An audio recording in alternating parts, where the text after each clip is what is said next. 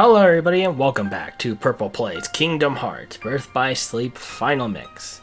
In the last part we took on two secret bosses exclusive to the Final Mix version, the Armor of Ericus and the No Heart. And I defeated them in pretty good fashion, I'd say so.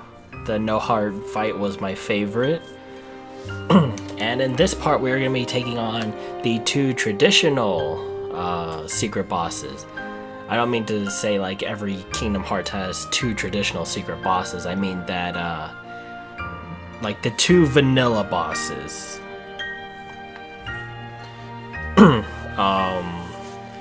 Originally there were two secret bosses that were in the original PSP version, and normally I would have done those first because, you know, it's vanilla, like that's who you would want to fight first, and in some degree you would want to, and at the same time not so much, because these bosses, for anybody who's ever played Kingdom Hearts Birth by Sleep, the original or this, they know how infamous these two bosses are. They are so cheap. It's insane how like poorly designed they are based on their difficulty. This has also been my second Kingdom Hearts game, so me being able to beat them felt like a huge accomplishment. I mean, I have my own bragging rights there, but like at the same time,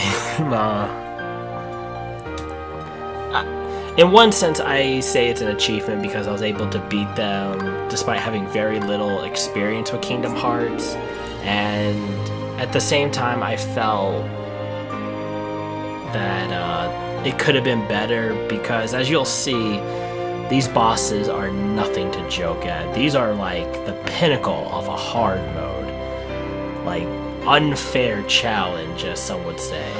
I would agree because they do seem unfair.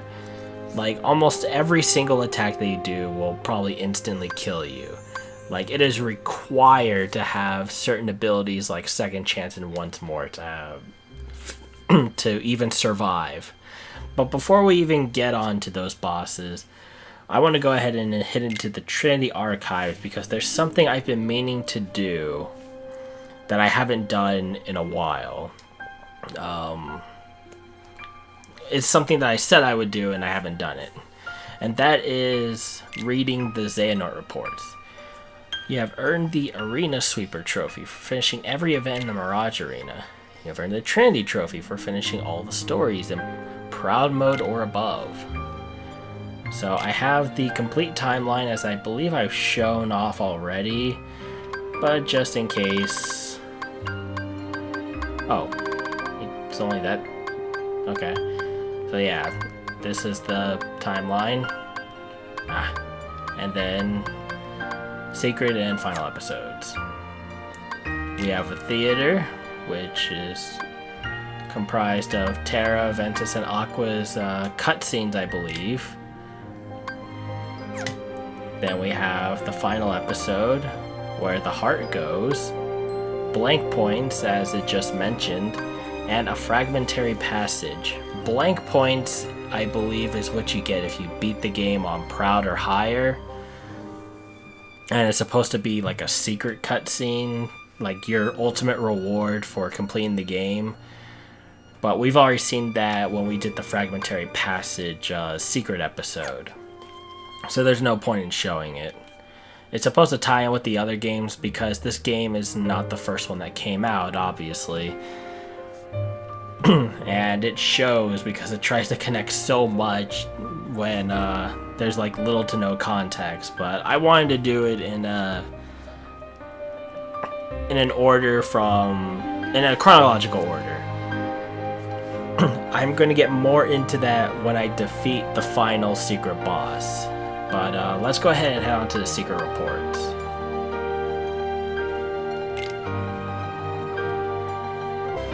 Alright, so here we have all the Xehanort reports. I'm going to go ahead and go one by one on them, and then we'll begin the last bits. We'll start with Xehanort's letter. Please accept my deepest gratitude for the invitation to witness your pupil's ascension to the office of true Keyblade Master. It was a heavy mantle our master placed upon your shoulders in naming you successor, but you have nonetheless preserved and raised 2 masters yourself. I know it cannot have been easy. I did you a terrible harm in the past over a petty difference in opinion, and just a few years ago selfishly thrust my own burdens upon you.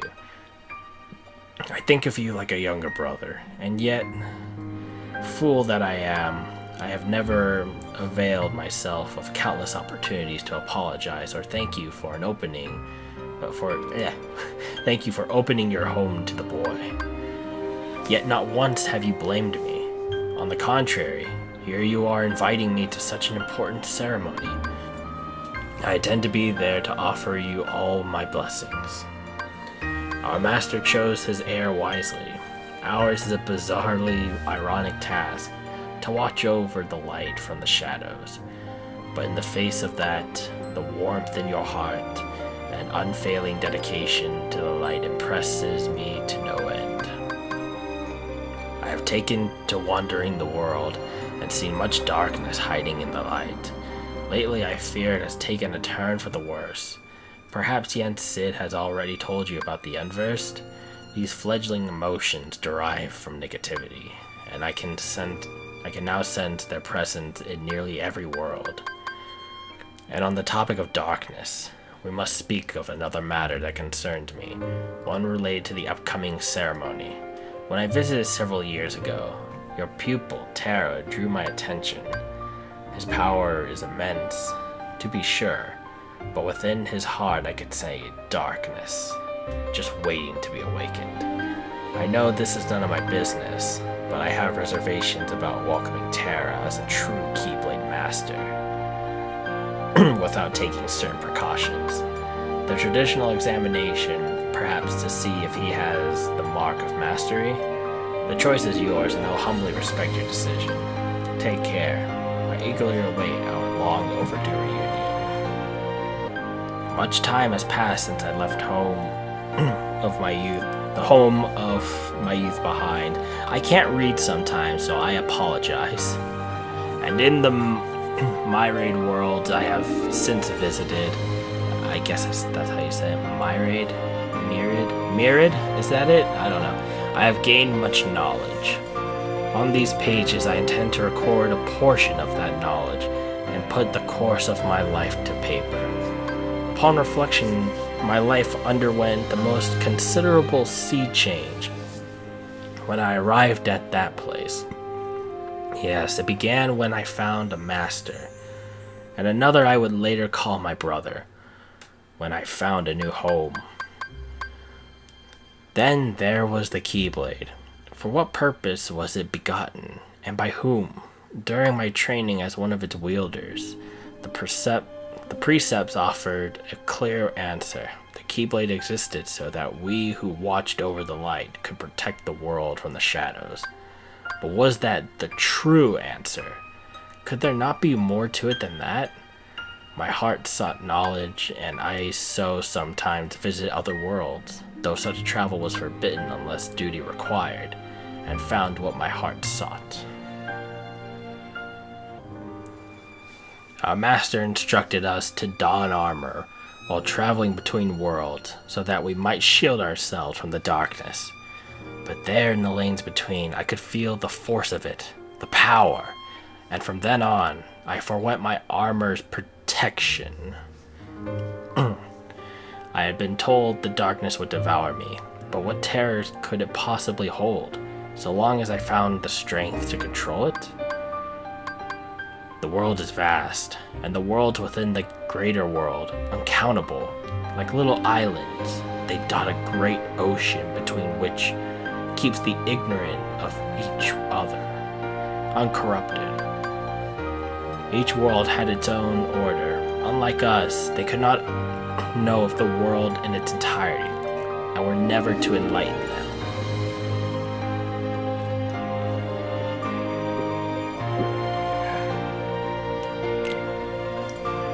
In ancient times, no such buffers kept kept the larger world divided. There were no walls of light enclosing each smaller world the way they do today.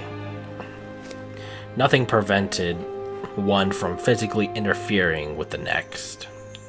At that time, the world was filled with light and a great many keyblade wielders, but without buffers, the worlds began to squabble over ownership of the light. You see, they learned of the Keyblade's true use. War broke out as each of the Keyblade wielders struggled to lay claim to an almighty entity known as Kingdom Hearts. Kingdom Hearts could be described as an aggregate of hearts. Worlds too have hearts, just like people. Each world heart is concealed from sight, beyond a hidden door. By gathering all the hearts of all the worlds in a single place, one may complete Kingdom Hearts. And when Kingdom Hearts is complete, it is said the one who opens the door, its door, will bring about the creation of the next world. Such a feat is above any human, or, to put it a different way, whoever opens that door will be reborn as something far greater than human. Light and darkness are two sides of the same coin. Without darkness, there is no light. The Keyblade wielders' great war over Kingdom Hearts was fought by defenders of the light, servants of darkness, those who sought to reconcile the two, and those motivated by nothing more than lust for power. A whole spectrum of thought was swept into the conflict, and the worlds that did not go to war found the war brought to them. In the end, the whole world was cast into darkness. That was how the ancient Keyblade War drew to a close. To this day, no one has ever managed to open the door to Kingdom Hearts. Sometime later, the little light that remained in the hearts of the few gave rise to the world we know today. One made of many worlds, behind just as many walls, so that the Keyblade War would not be repeated. At present, the lanes and corridors that run between the worlds may only be traversed by us Keyblade wielders, and those who have given themselves over to darkness. As the former, our duty is to cross the chasms between worlds and guard against the latter, whose darkness corrupts and contaminates so that no world need ever be lost again. Few Keyblade wielders remain now. I have heard but a handful of others outside my circle. But the world is vast, and more of our kind may be out there. Now, in addition to the realm of light in which we reside, there is also a realm of darkness, and the realm between which connects the two. The realm of darkness is most forbidden. I am told none who set foot there have ever returned. There are 3 families of Keyblades. The Keyblades of light we wield, the Keyblades of darkness, and the Keyblades of heart. The first and second families differ only in origin. Keyblades of darkness are found in the realm of darkness, and are counterparts to the Keyblades we use in the realm of light. The third type of Keyblade, the Keyblade of heart, came into existence when the world was reorganized after the Keyblade War. Without this key, Kingdom Hearts is forever beyond a person's reach. Only by gathering together 7 hearts of pure light, hearts completely devoid of darkness, may one forge a Keyblade of heart and open the door to Kingdom Hearts. And as stated before, opening this door arguably gives that person control over all worlds and all people. I have uncovered the Keyblade's ultimate mystery. You see, besides the 3 families of Keyblades, there is another Keyblade. While it may sound the same when spoken, it is noted uniquely Keyblade, or Keyblade. I like Keyblade. And make no mistake, while it resembles a normal Keyblade, it is something altogether different. Keyblades are said to be man-made counterparts to Kingdom Hearts. The Keyblade, however, coexists with Kingdom Hearts. It is only forged when two hearts of equal power intersect, one heart of pure darkness and one of pure light. At the time of its forging, Kingdom Hearts appears. It must be noted, though, that Kingdom Hearts is special. Unlike kingdoms brought about forcibly and artificially through the collection of hearts, this Kingdom Hearts is a perfect and complete union of all the world's hearts. Surely, it was over this that the ancient Keyblade War was fought. If so, the walls that divide the worlds today are of little consequence. With the Keyblade, all their hearts could be instantly reunited, and the Keyblade War refought. My brother pupil Ericus thinks only in absolutes. He has persuaded himself that light is the only way, but forgets that light cannot exist without shadow. I believe a balance of light and darkness is what sustains our world, but too much of the darkness has been stamped out, disrupting that balance. Someone must tear down this tyranny of light and reorganize the world around the darkness, which then creeps back in. Ericus and I did not see eye to eye. I left and wandered the world. This was perhaps the first time I truly felt free since that day I departed my boyhood home. But free to do what? I had already shown the mark and become a Keyblade Master, but having been passed over as successor, all that remained to me was the road of teacher. Ordinarily, Keyblade Masters take pupils under their wings, malleable minds in which to impress the precepts of the Keyblade wielder and keep our profession alive for generations to come. Was my time drawing to an end? Then, after all I had accomplished since casting away the place of my birth, surely waiting for a quiet death would not do. Not when there was still so much I needed to see for myself. Powers, help me, I thought. My body was so old.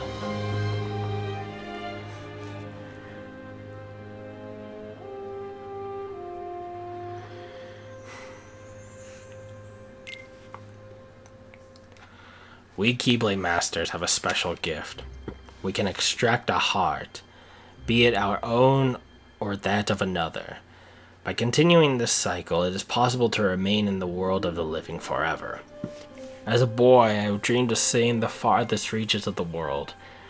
If I only went far enough, there had to be a world out there in which no one has ever before set foot. And now I know of just such a world. If I become the first to open Kingdom Hearts' door, I can create the next world in which light and darkness exist in perfect equilibrium. So there I stood, with vast knowledge in one gnarled, dying hand, and newfound purpose in the other. The next step was clear. I needed a new vessel. And that was when I met Ventus and made him my pupil. We were destined to meet, and I could sense his potential within him. But the boy was too benign for his own good. I came to the conclusion he was too frail to serve as a vessel, and decided to use him for a second purpose I had in mind. I would remove the darkness from his heart and split him in two. Then I would have my heart of pure light and my heart of pure darkness. As was to be expected, Ventus lacked the constitution for such an ordeal. I was able to remove the darkness inside him and create Vanitas, a heart of pure darkness. But Ventus drifted into the clutches of sleep. Ventus's heart of pure light and Vanitas' heart of pure darkness. If both could be made strong enough to one day clash, I knew the Kai blade would be forged. But Vanitas took too much of Ventus's heart, and from that fracture, I could see the last of Ventus's light light was slipping away. The boy deserved a place to spend his final moments peacefully, and what should come to mind but my own boyhood home. My legs took me there unbidden. And as I stood there on the same beach where I had made my choice so many years ago, I thought, not a single thing has changed. Here, in this quiet world, time marches in place. Content that Ventus would find peace here, I started to walk away. But just then, the boy held up his keyblade. The light within him had not died. Ventus and Vanitas were not matched in power. I could not train them together, or Vanitas' darkness would gnaw away what little Ventus had left. Of course, since I needed a place where the boy's light might flourish, the answer was obvious: Ericus and his absolutes. Considering how we had parted ways, I expected friction, but if anything, Ericus seemed delighted to see me again. He readily agreed to take care of Ventus. Now I need only wait for the boy's heart to get stronger. I had not visited this second home of mine for some time, and discovered Ericus had already found 2 pupils of his own. Within one of them, Terra, I sensed something. The boy, though well-intentioned, seeks power single-mindedly, and that kind of hunger is a seedbed for darkness. I had found my vessel. The time has come, and so have I.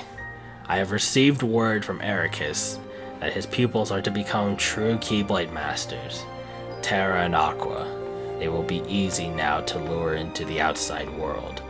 But Ventus, I will get nowhere without him. Vanitas can feel some of what Ventus feels, and he says Terra is the key. Ventus has loved Terra like a real brother ever since he let him keep his old wooden keyblade. It seems we have found a loose thread at which we can tug to unravel Ventus's heart. The first step is to get Terra alone. Then when we plant the seeds of doubt in Ventus, let him carry his faint light as he chases his brother into the darkness. Let the darkness make his light stronger. Then let the light deepen the darkness. And where the two finally meet is where the stuff of legends will become real. And so begins the plot of Kingdom Hearts Birth by Sleep. As you can see, they don't give 2 shits about Aqua. But oh well. Anyhow, with that taken care of and knowing where everything went, let's go ahead and finish off these last few bosses. I'm only gonna probably take one on in this part. Hopefully I'm able to beat it. And then in the next part, we will be taking on the harder of the 2. I mean, it's not like I have a choice anyways, because you have to beat this one first in order to,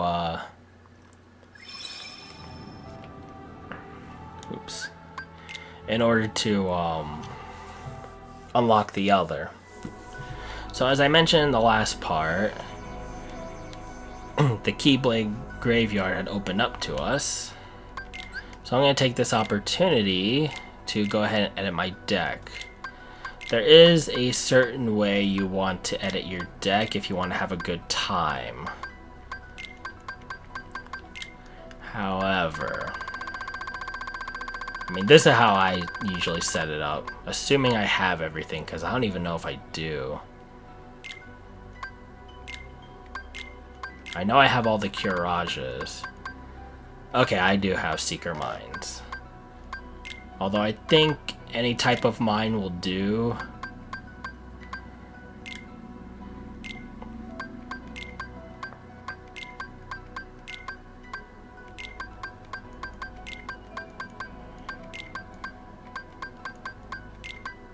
There we go. Yeah, I think you would probably have a better time with other mines, but I'm going to go with Seeker just in case. If not, I'll switch over to like Square or Shield mines. But I recommend Seekers, and actually I don't want Curaja. I forgot about that. Don't have any healing magic, because otherwise this fight will go on forever. This is the only time in the game where I recommend that you have not only the renewal barrier, just in case you're good with your oh wow, you can only equip 2. That ain't good. Well, I got mega potions for days, so that should do.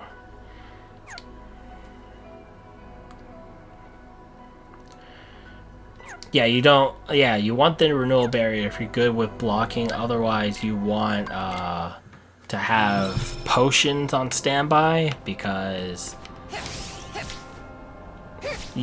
I'll explain in a bit. But this is a new area of the Badlands. You will not find this area anywhere else. Like if you were, I mean, you can't really enter the Badlands. In fact, I think this is where you fight Vanitas in Ventus's playthrough. But you don't ever come here otherwise. So this is your only time to explore and get familiar. Because... okay, I got my Keyblade all set. The crest pulses with a dark power. That's the danger I'm willing to face. I'll come back later. I'm not looking forward to this fight. And at the same time I am. This one, initially I beat the one after this before I fought this one. Fur actually did this fight on my PSP. I came back to it though, and I did beat it before. That doesn't mean it's any easier. I mean, it kinda is, and I'll tell you why in a moment. But as you can see, our fight is with Vanitas. His lingering spirit, to be precise. What's yours is mine. Oh god, he's gonna start with this. Cartwheel and never stop. You really don't want to get hit.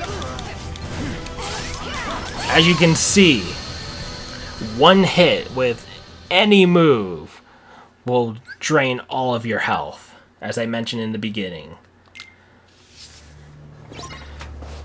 Get used to this panning shot, because we're going to see it quite a bit. Or I will anyways. Show me Anguish. Oh my goodness, you're going to start with this every time, aren't you? I think he's prompted to do that. If you get hit with any of these attacks, you will be put in a blind state.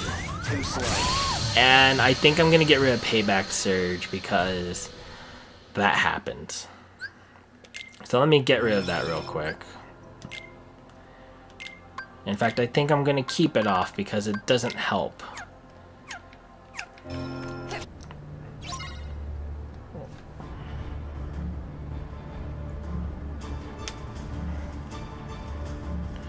What's yours is mine. Yeah, not my best idea.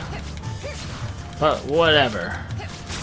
You have a lot of room to work with, so... Show me Anguish. See ya. Show me Anguish. Ah, motherfucker. What's yours is mine.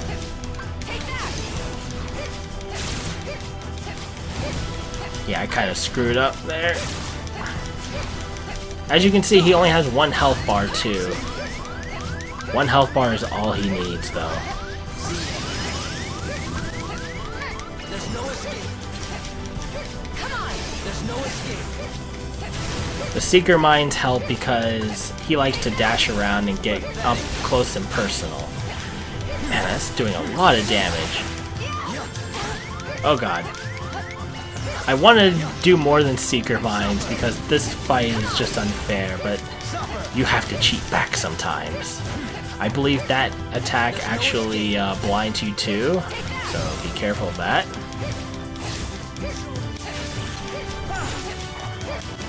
Gotcha. Oh dear. Too slow. He only did that because he got attacked.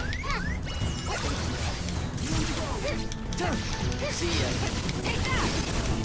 Suffer. Oh, he's almost dead. There's Jeez. no escape. Am I gonna do this already? Too slow. There's no way. Yeah, see, he's cheating now. He's using invincibility frames. That's bull. Show me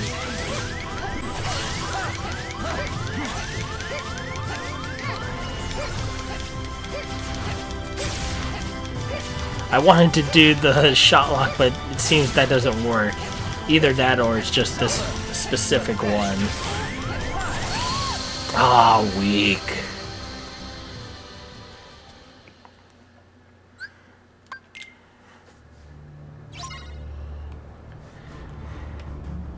I mean, as you can see, I'm trying to hit him without using just the Seeker Mind.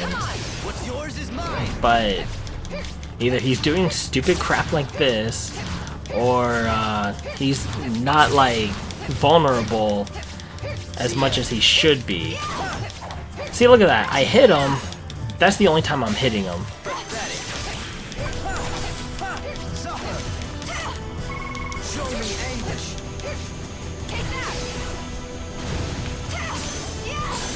Well, at least I'm hitting him there. Too slow. See, it's like impossible to to do anything substantial. That's why I like the no heart boss at the very least, because he's not one-shotting you with every single move. Yeah, he does a lot of damage, but at least I can stun him for a moment. I'm not even gonna bother laying anything down. I would lay something down right as he comes out, but he charges straight for you, as you can see. Suffer. His reaction is just, like, on point. And it's hard to lock onto him because he likes to, you know.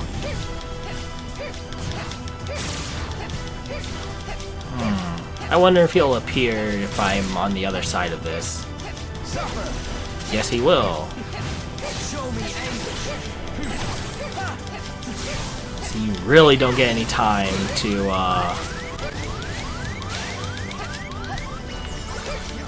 See ya. There's no escape. oh goodness. Too slow.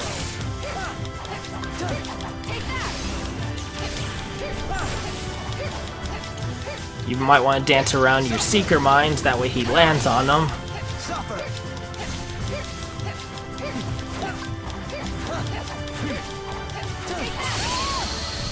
Oh boy. It's really annoying because you can't keep your lock on. Either the range is really short in this fight in particular, or he keeps teleporting, which will break your lock on for some reason.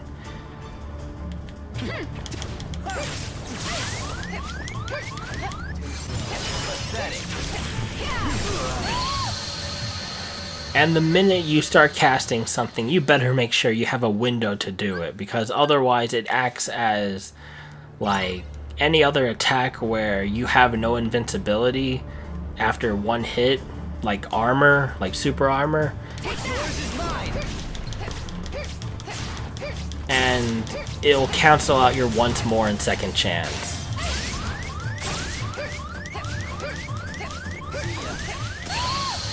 And that was bullshit because I was trying to use the Mega Elixir. See, this fight isn't fun. The other one isn't either, but at least the other one I feel has a bit more fairness to it, which is weird. Because at least the other one, I know I can hit the guy. This one, it's Vanitas on crack, and you already know that I hate Vanitas as it is because he likes to counter so much and dodge every little thing you try to do to him.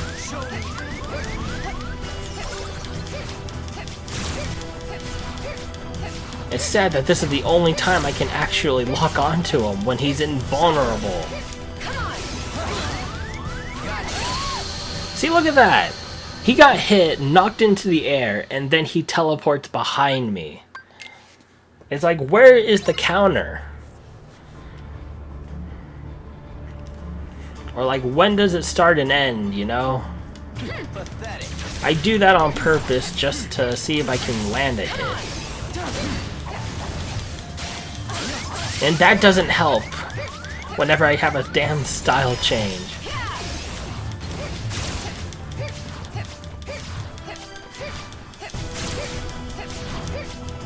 Suffer. Show me anguish.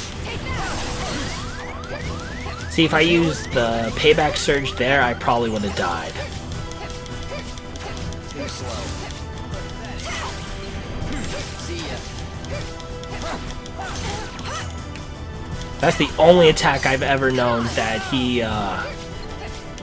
hasn't killed me in one shot with. The other thing that I can try and predict is what move I can block. Some moves I know I can't, but some I can. I just don't know which ones. And he attacks so quickly, I can't really get a feel for which ones I should be using. See, that's pretty much just a prompt to get him to do that at this point. Now, if the mines would stay still, I'd probably be able to utilize it better. And I can use the counter surge in order to deal some damage to him at the very least.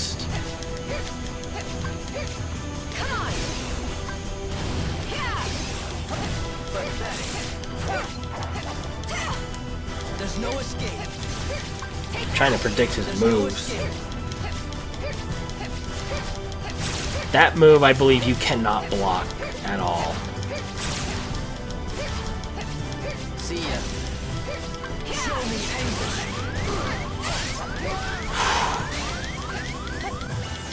Too slow. See ya. Suffer.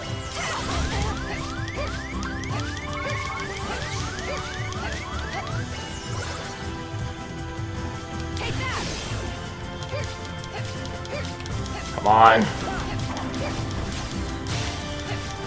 He has a lot of defense, and I think I mentioned that in the last part, that this boss is the one that has tremendous defense, kind of like the armor of Ericus, but to compensate for that defense, he only has 1 HP.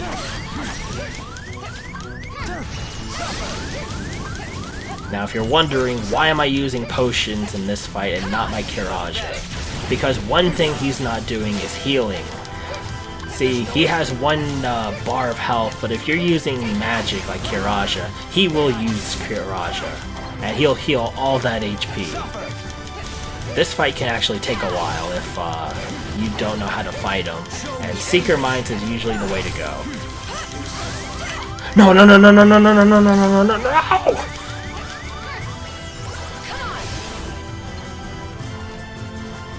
Come on, this has to be it.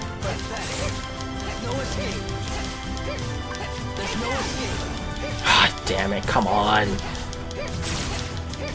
He's not that hard of a boss when you know his exploit. And yes, you want to use an exploit, because he is unfair. Oh, thank goodness, yes. A mere shell. I'm surprised I did as much damage to him as I have, because he's not easy, but that might be because I'm like level 50 or something.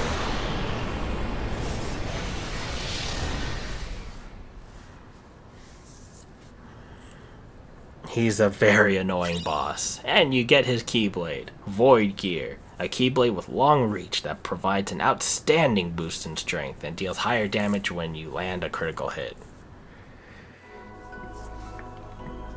But after you beat him, you then... Wait a minute. Where is it?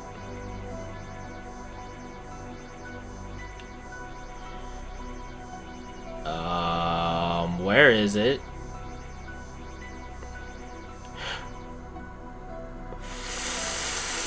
Fuck. unlock. I think I know where it is and why it's not appearing here, I think.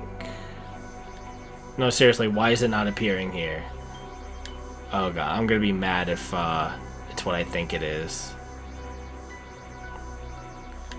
I beat him.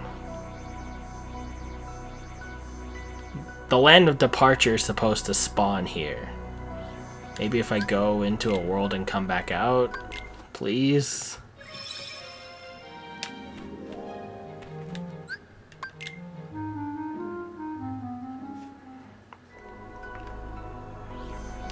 Oh, I am gonna be upset if I have to use a different save file because this is...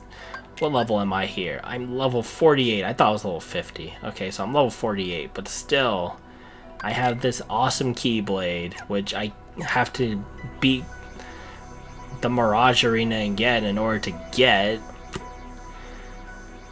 And I just beat Vanitas. Please don't tell me I have to do this on a different file. Anyways, as I said, the Land of Departure is what unlocks after you beat this. Maybe I have to beat the game again. I don't know. Hopefully this is just something I can fix. I'll try and figure this out, and I'll be back with the final fight in the next part. So yeah, I'm just going to reiterate one more time after you beat Vanitas' Lingering Will, or Sentient Remnant. It's in here. Hold on a minute. Vanitas Remnant. That's what it is. A physical manifestation of what remained of Vanitas' powerful thoughts and feelings. After you beat that, then you're supposed to unlock the Land of Departure. And that's when you fight the final hard secret boss.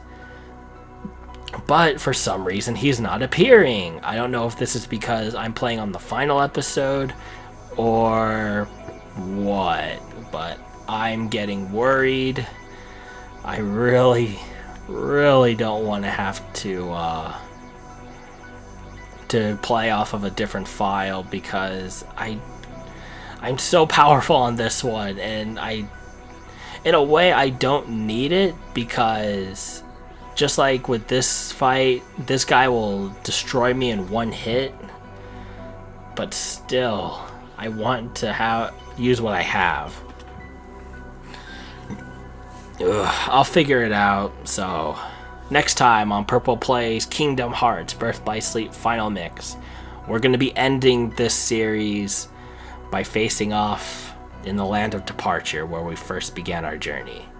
And stay tuned for that part, because I have a very special announcement regarding playing Kingdom Hearts on this channel. I'll see you guys for the finale.